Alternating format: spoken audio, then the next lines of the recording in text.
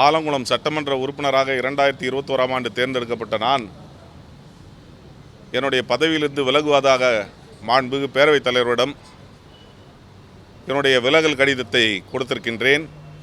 சட்டமன்ற விதிப்படி கொடுத்திருக்கின்றேன்.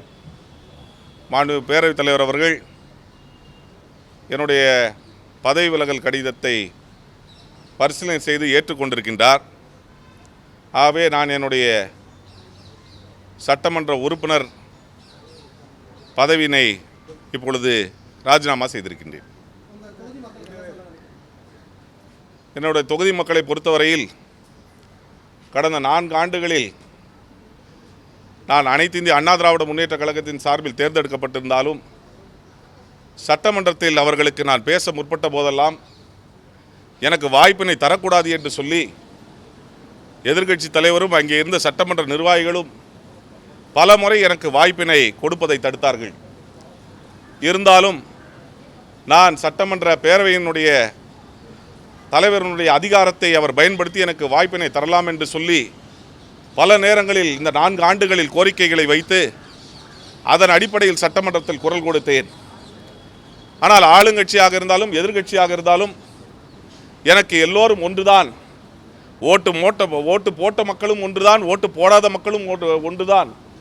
ஓட்டு போடாத மக்கள் நாம் ஏன் திராவிட முன்னேற்ற கழகத்திற்கு வாக்களிக்கவில்லை என்று சிந்திக்கும் அளவிற்கு என்னுடைய செயல்பாடு இருக்கும் என்று மாண்பு முதலமைச்சர் அவர்கள் சொன்னதன் அடிப்படையில் நான் குரல் கொடுத்து கேள்விகள் கேட்ட கோரிக்கைகள் அனைத்து கோரிக்கைகளும் ஏறக்குறைய ஆலங்குளம் தொகுதியில் நிறைவேற்றப்பட்டிருக்கின்றது என்பதை நான் தெரிவிக்க கடமைப்பட்டிருக்கின்றேன். நான் திராவிட முன்னேற்ற கழகத்தில் சேருவதற்கு முன்பு அண்ணன் ஓ பன்னீர்செல்வம் அவர்களுக்கு தொலைபேசியில் தொடர்பு கொண்டு இந்த முடிவினை நான் எடுத்திருக்கின்றேன் என்று தெளிவாக சொல்லி அவரிடம் நான் தொலைபேசியில் பேசினேன்.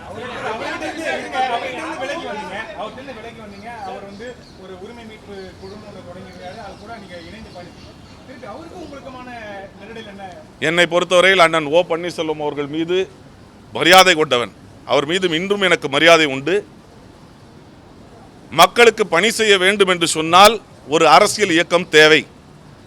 அந்த அரசியல் இயக்கம் மக்களுக்கு சேவை செய்யக்கூடிய இயக்கம், திராவிட கொள்கைகளை பாதுகாக்கக்கூடிய இயக்கம் என்று திராவிட முன்னேற்ற கழகம் என்பதை தீர சிந்தித்து தான் நான் முடிவெடுத்தேன்.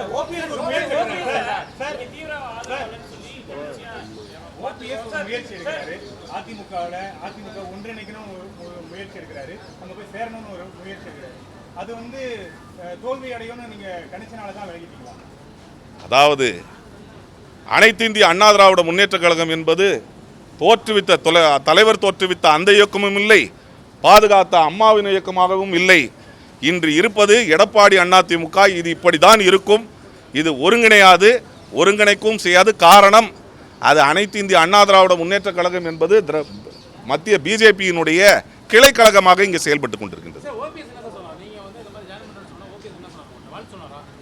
அவர் நான் சொன்னதை கேட்டு சரி நீங்கள் எடுத்திருக்கின்ற முடிவா என்று சொன்னார்.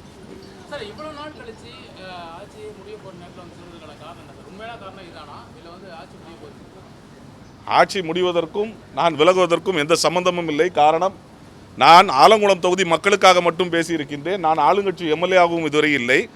நான் பதவி விலகி என்னுடைய பதவி விலகலால் சட்டத்தில் ஒரு கட்சியிலிருந்து வேறு கட்சிக்கு நாம் செல்லும் பொழுது விதிப்படி எப்படி நடக்க வேண்டுமோ அதை நான் செய்திருக்கின்றேன். நான் எடுத்திருக்கின்ற முடிவு திராவிட முன்னேற்ற கழகத்துக்கு போக வேண்டும் என்ற முடிவு எடுத்திருக்கின்றேன். அப்பொழுது நான் சட்டப்படி என்ன முடிவு எடுக்க வேண்டுமோ அதை நான் செய்திருக்கின்றேன்.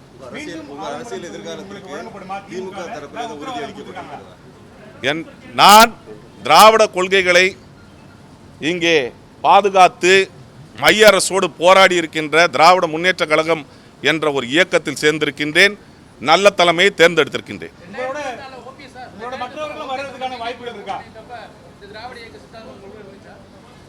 2021ஆம் ஆண்டு நான் அதிமுகவின் சார்பில் தேர்ந்தெடுக்கப்பட்டேன் என்று ஏற்கனவே சொல்லியிருக்கின்றேன். இன்றைய தினம் அதிமுகவின் நிலைமை என்ன என்பதை நீங்களும் அறிவீர்கள்.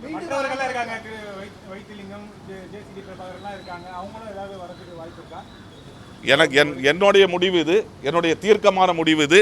நான் எடுத்திருக்கின்ற தீர்க்கமான முடிவு. எதுவாக இருந்தாலும் தலைமை தான் முடிவெடுக்கும்.